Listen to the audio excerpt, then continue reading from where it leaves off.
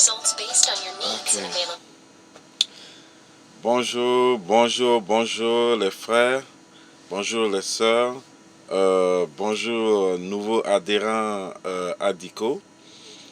Je viens par cette vidéo vous remercier encore pour votre adhésion, pour votre compréhension du combat dans lequel je suis en train de vous engager. Alors, ces temps-ci, je fais beaucoup de bruit un peu sur nos réseaux et tout ça parce que je suis un peu à la chasse. Je suis un peu dans le cadrage de notre combat, de l'explication de notre combat. Voilà, donc c'est pour ça que je fais un peu de bruit et tout ça pour essayer de ramener le plus grand nombre de personnes. Voilà, donc il faut qu'on explique aux gens que nous sommes, comme je l'ai dit à l'introduction, dans la vidéo d'introduction, que nous sommes apolitiques. Voilà, nous ne sommes pas ici en train de faire la campagne ou de préparer les gens pour pouvoir voter pour telle personne. Nous n'avons pas d'objectif directement politique au moment où nous parlons.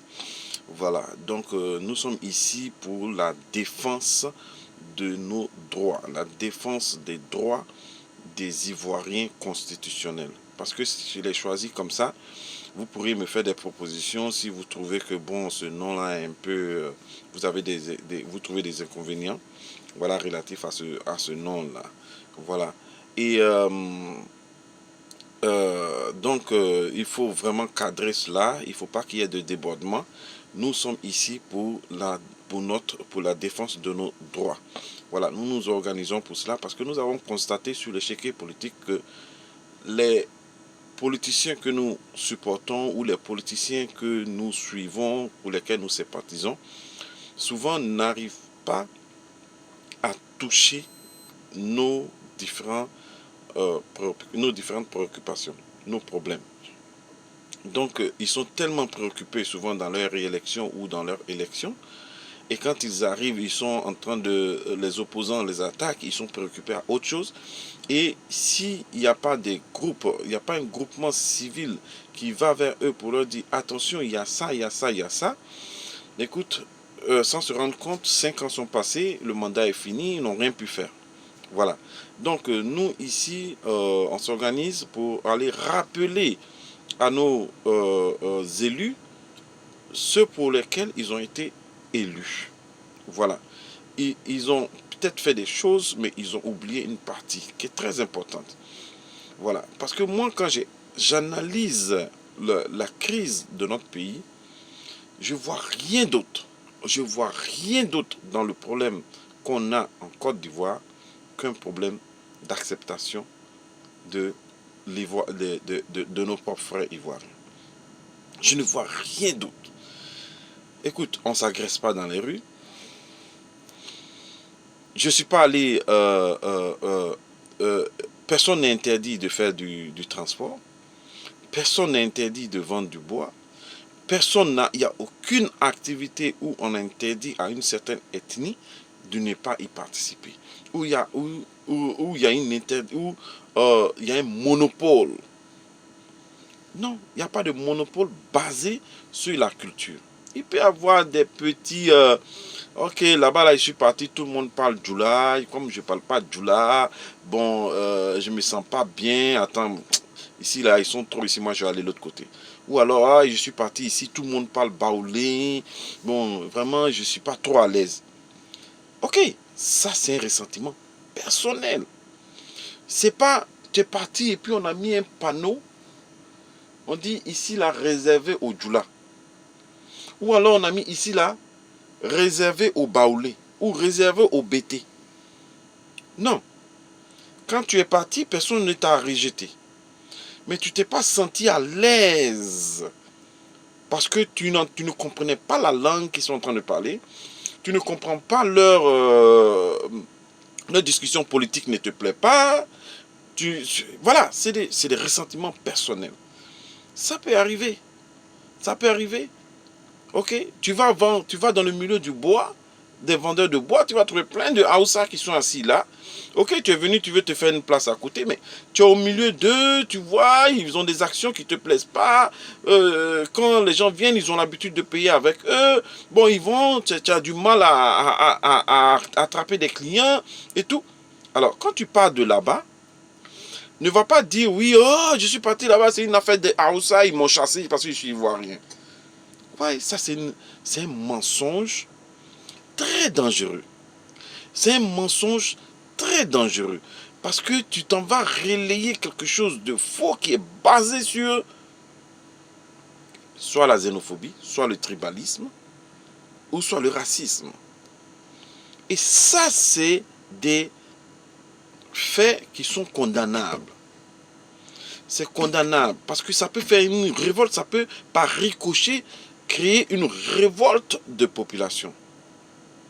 Une révolte de population. Donc, il faut dire la vérité, en Côte d'Ivoire, on n'a pas ce problème-là.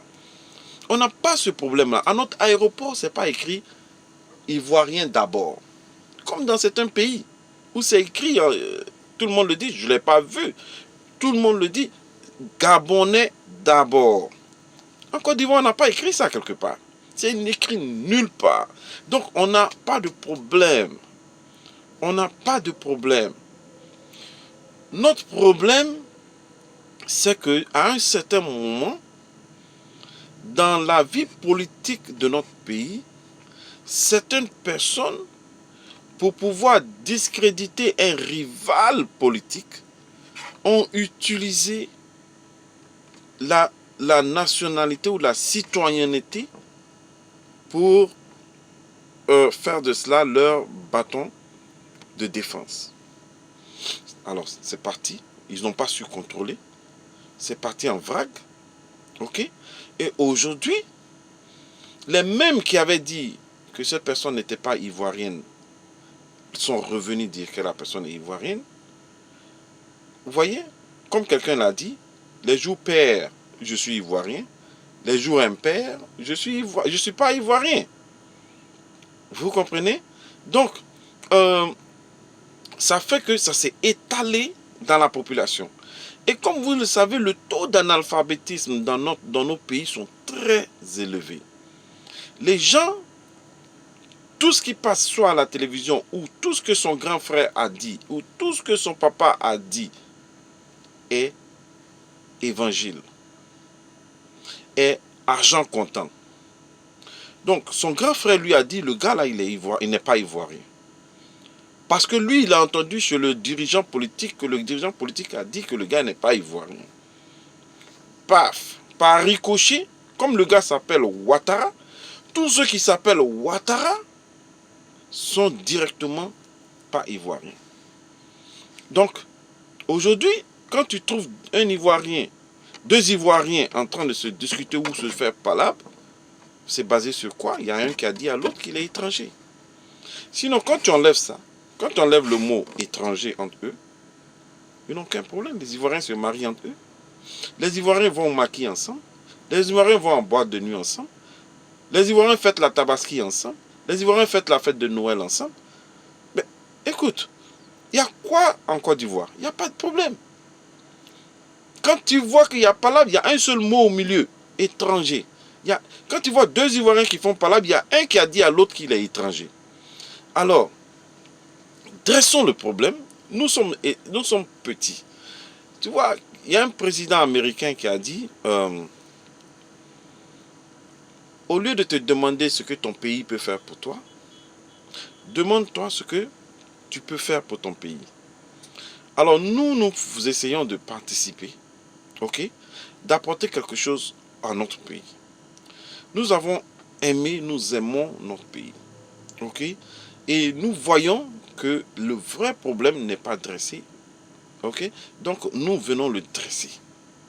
Nous venons le dresser pour dire aux dirigeants, vous n'avez pas fait assez de campagne sur l'éradication du mot étranger entre les Ivoiriens. Vous avez pensé que juste en organisant des forums de réconciliation, des forums sur la paix, comme ça, ce serait fini. Mais non, c'est toujours là. L'Ivoirien ne sait pas qui est Ivoirien. Il faut aller dire aux Ivoiriens qui est Ivoirien. Ne pas être éligible à la candidature présidentielle ne fait pas de toi un non-Ivoirien.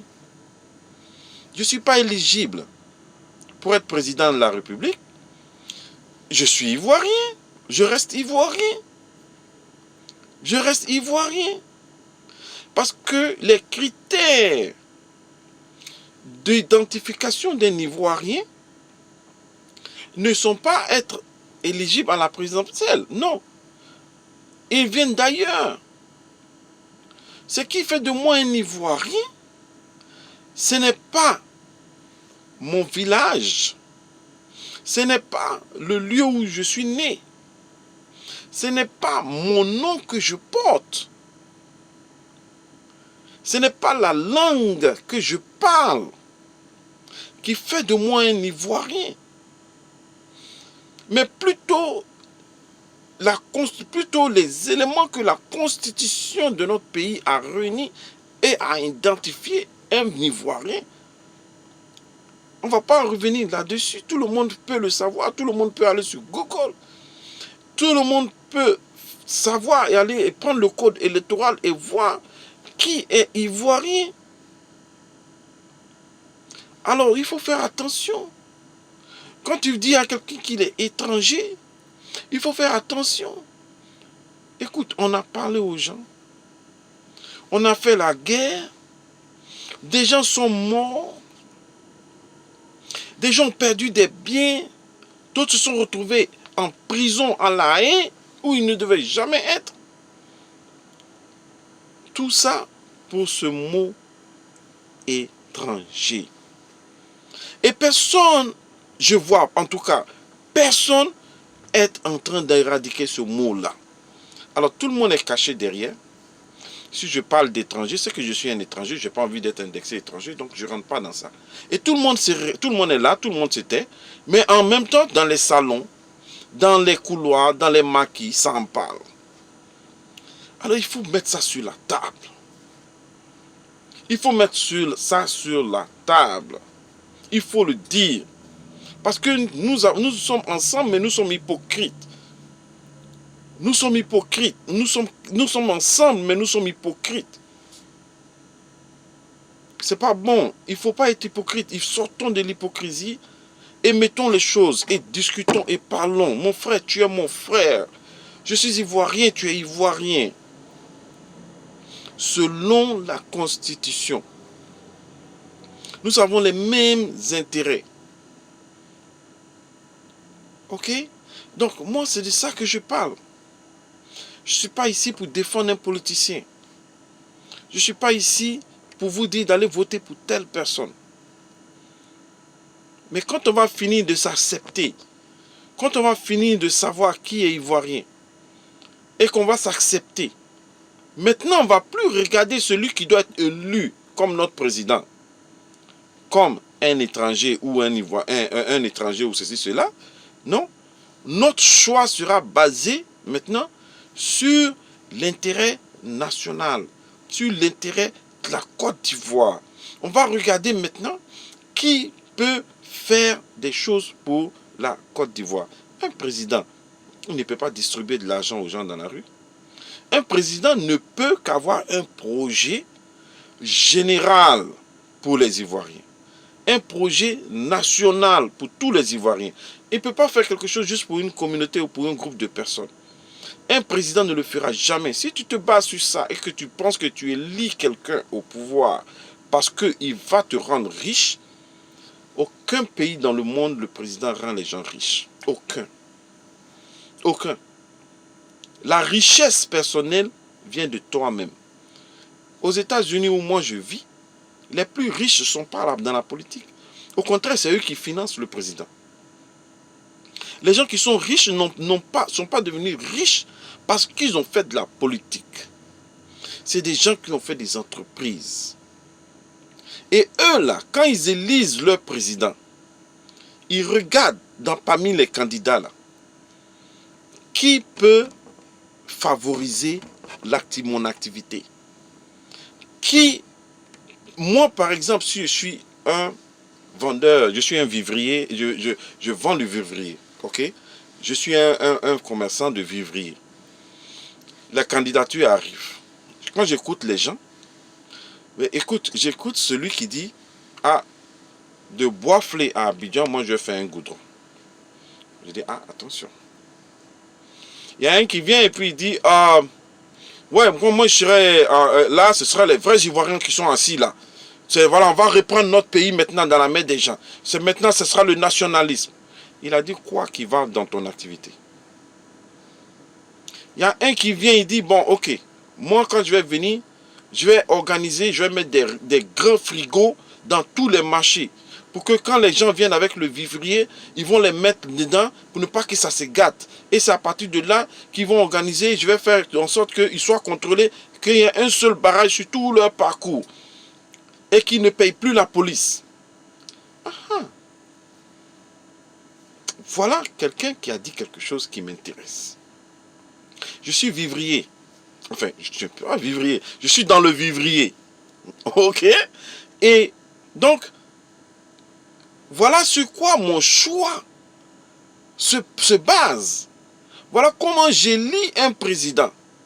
Et donc, un président, quand il vient, okay, il a touché le vivrier, il a touché un peu le transport, il a touché un peu les hôpitaux, il a touché un peu les écoles.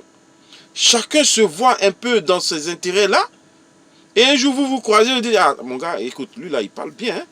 Apparemment, son plan là, ça m'arrange. Ah oui, toi aussi? Ah oui, oui, moi aussi, il a dit que oui, il va faire ça. Moi aussi, ah oui, ça m'arrange. Et là, comme ça, quand tu élis un président de ce genre-là, mais écoute, dans tout ce qu'il a dit là, toi, tu sais ce que tu as entendu? C'est là que tu vas le juger. C'est là que tu vas le juger. Si jamais en 5 ans, il n'a rien fait de ce que toi tu as dit que tu as... Mais il va revenir pour être réélu, non? Tu vas dire, mon frère, la première fois, moi, je t'ai bien entendu. Tel jour, à telle date, tu as dit que tu vas faire telle chose pour le vivrier. C'est pour ça que moi, je t'ai voté. Ton bilan, il est nul. Tu as des arguments pour le classifier. Mais quand tu as élu un président, tout ce qu'il a dit, il va faire là, tu n'as même pas écouté ça. Tout ce que toi, tu étais en train de regarder, c'est est-ce que c'est un vrai Ivoirien? Il s'appelle tant. Est-ce que ça là, son papa n'est pas tant? Est-ce que sa maman n'est pas ceci, sa maman n'est pas cela? Mais maintenant, quand il arrive le moment de le juger, toi, tu vas le juger sur quoi? Toi, tu vas le juger sur quoi? Toi, tu vas dire que le monsieur, il n'a pas travaillé ou bien il a travaillé. Toi, tu vas le juger sur quoi? Bon, tu ne seras que aigri. Et tu n'auras fait que répandre les creux. Ton domaine dans lequel tu es là. Tu ne vas pas évoluer dedans. Parce que tu n'as pas élu quelqu'un qui peut te permettre d'évoluer dans ton domaine. C'est ça le problème. Ce n'est pas ce monsieur-là qui va venir. Toi, tu pensais que quand il a été élu, il va venir à tiens, 500 000, tiens, 1 million, tiens, 2 millions. Non, c'est faux, il ne va pas le faire. Tout ce qu'il va faire, il va organiser ton domaine de telle sorte que tu réussisses. Il va mettre goudron, il va diminuer les taxes, ou bien il va faire venir, il va vous mettre en contact avec l'extérieur, il va commencer à vous organiser, il va vous professionnaliser. Il va vous faire un appui budgétaire, un appui du gouvernement dans votre domaine. Voilà pourquoi tu le votes. Et un jour, tu seras riche. Écoutez les gars, c'est ça, tout ça c'est Adiko. J'essaie de toucher un peu tout ça. Et j'espère que ceux qui seront de passage, qui vont voir un peu notre page, pourront en faire un débat. On pourra en discuter. Ok, et on pourra se faire une idée de ce que nous voulons faire, de ce que nous voulons faire de notre pays. Il faut que nous soyons maintenant de nouveaux Ivoiriens, de nouveaux électeurs. Ok, de nouveaux électeurs. Des nouveaux électeurs. Le jour où nous allons enlever le mot étranger, nous serons des Ivoiriens unis. Et après ça, nous serons de nouveaux électeurs. Nous serons choisis maintenant nos candidats. Et vous voyez qu'on aura atteint le niveau de ces pays développés là. Et il n'y aura plus de guerre entre nous. On va choisir les gens en fonction des propositions qu'ils nous donnent. Mais on n'aura plus à dire, les étrangers sont venus, allons-y prendre les armes, on va se défendre, ils nous ont arraché, ils vont nous arracher notre pays. Mais tant qu'on va dire ça, tant qu'on va parler d'étrangers, il y aura toujours des vengeances, il y aura toujours des gens, des vats en guerre. Il y aura toujours des vats en guerre. Alors, je ne vais pas faire la vidéo très longue, ok? Donc, voilà ce que je voulais vous passer aujourd'hui, ce dimanche, ok? Appelez ce que vous pouvez appeler, organisons-nous. Nous avons une pétition à faire, on a un juriste qui nous a contactés. Dès qu'on va atteindre la pétition, je vais vous informer et on va réunir les documents qu'il faut, on va lui donner, il va déposer ça à l'Assemblée nationale. Ok, d'accord? Les gars, parce qu'il faut qu'on se protège de cela, ok? Il faut qu'on enlève, il faut qu'on force les gens à ne plus utiliser ce mot-là. Parce qu'on a parlé, ils n'ont pas compris. Ils continuent. Il faut forcer les gens maintenant. Il faut forcer les gens. Il faut que l'Assemblée nationale puisse voter une loi qui interdit ça. Qui t'interdit d'accuser ton frère d'étranger sans de réelles preuves.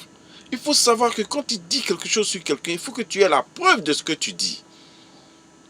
Il ne faut pas le dire vulgairement parce que c'est un mot très nuisible. C'est un mot qui nous a tués, qui a tué plus de 3000 morts, qui a fait plus de 3000 morts. C'est le mot étranger là. Ok? Les gars, please. Alright les gars? On fait comme ça. C'était moi, Noah Sano. Je vous encourage à mettre des posts, je vous encourage à faire des vidéos, ok? Et je vous encourage à appeler aussi vos frères, vos amis et tout le monde. Allez, bye, bonne journée, bon dimanche.